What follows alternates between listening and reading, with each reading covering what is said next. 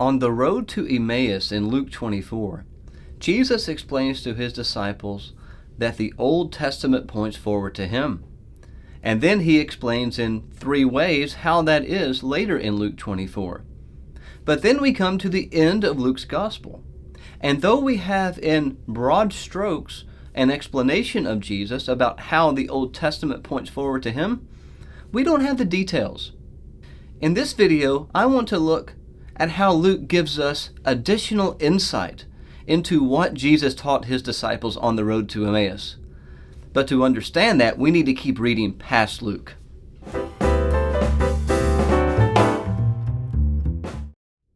Hello and welcome to Clarity and Brevity. In a previous video, we talked about the way Luke 24 explains the Old Testament's relationship to Christ. If you haven't watched that video, you may want to watch it. And yet, as we get to the end of Luke, it seems as though we are left hanging by Luke. It's as if he leaves us, it seems, on the side of the road to Emmaus. But does he? I don't think he does. In fact, I think he gives us additional information about how Jesus explained to his disciples how to read the Old Testament in his 2nd volume. You see, Luke wrote 2 volumes, Luke and Acts. And as he gets to the end of Luke, the Gospel, he explains to us that Jesus told his disciples how to read the Old Testament in relationship to him. But Luke's not done, because what we have in the book of Acts is the apostolic witness about Christ, and so much of that comes from the Old Testament, especially in Acts chapters 1 to 15. If you want to know what Jesus taught his disciples on the road to Emmaus and later in Luke 24, one of the best places to look is the book of Acts. We need to keep reading. We need to understand the importance of the apostles who were trained by Christ and listen to their preaching and the way that they explain the significance of Christ in light of the Old Testament. And remember those 3 ways that we saw in Luke 24. The suffering of Christ, his resurrection and glorification, and the message that must go forth in his name. And these come from the law and the Psalms and the prophets. And what we find in Acts is that these 3 elements are found from these 3 sections in the preaching of the apostles. So to understand the riddle of Emmaus, that is, how do we understand what Jesus may have told his disciples there, we need to read the book of Acts. So let's start with the suffering of Christ in Acts.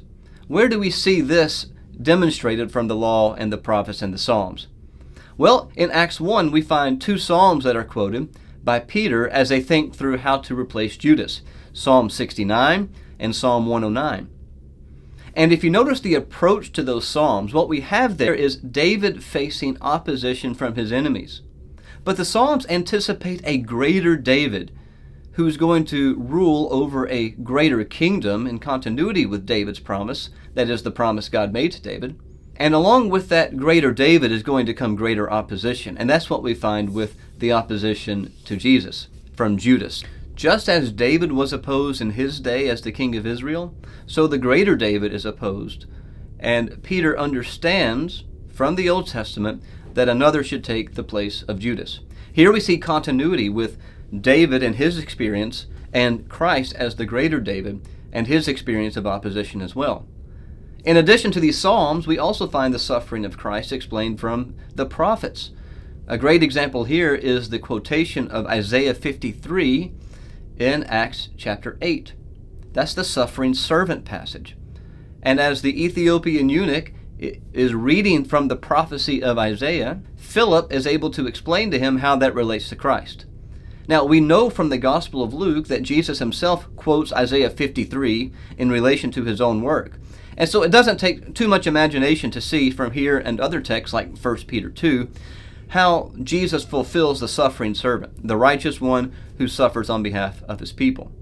So we have in Acts a number of examples, and these are not all of the ways that the law and the prophets and the Psalms point ahead to Christ, but these are illustrations of some of the ways they do.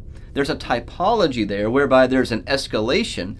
So what was true of David is going to be true in a greater way for David's greater son. Now, along with that, we have the second category of text, and that is the resurrection or glorification of Christ. And here the Psalms are particularly clear in Acts. 3 Psalms in particular stand out: Psalm 2, Psalm 16, and Psalm 110. All 3 of these are used by the apostles in Acts to explain the resurrection of Christ. Let's start with Psalm 16. Both Peter in his Pentecost sermon in Acts 2 and Paul in his sermon at Pisidian Antioch in Acts 13 use Psalm 16 to talk about an escalation of deliverance that was true of Christ in a greater way than was true of David. David had a brush with death. He had a difficult situation that he was delivered from in his own day, and he praises God for that. But David's also a prophet, as we read in Acts chapter 2, and that's really important for understanding the use of the Psalms in Acts. David's a prophet, and David knew that there was a greater son coming, and Peter tells us that he looked ahead and spoke of the resurrection of the Christ. You see, David, in one sense, was delivered in his own day, but he actually died and was buried, and his tomb was well known. And so Peter and Paul talk about the greater deliverance of David's greater son through the resurrection. Psalm 2 is similar. In Paul's sermon in Acts 13, he quotes Psalm 2:7, "You are my son, today I have begotten you." Now that's a psalm in Psalm 2 that refers to the exaltation or enthronement of the Davidic king, the son of David. And what Paul tells us in Acts chapter 13 is that Jesus is the divine Son of God who has been established as the king through his resurrection and ascension.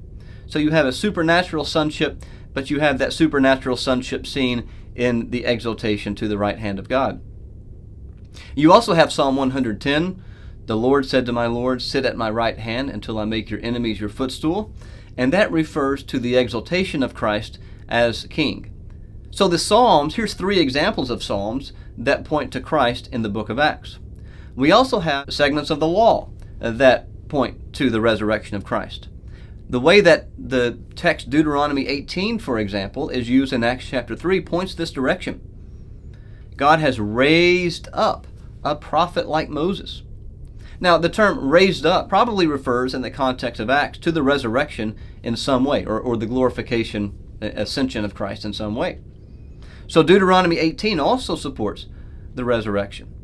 You also have a text like Isaiah 55:3, the sure and holy things or blessings of David that come through the resurrection of Christ. We could probably also add here Amos 9, 11, and 12 that James quotes in Acts 15. That refers to the restoration of the Davidic dynasty, I think, and that comes through the resurrection of Christ.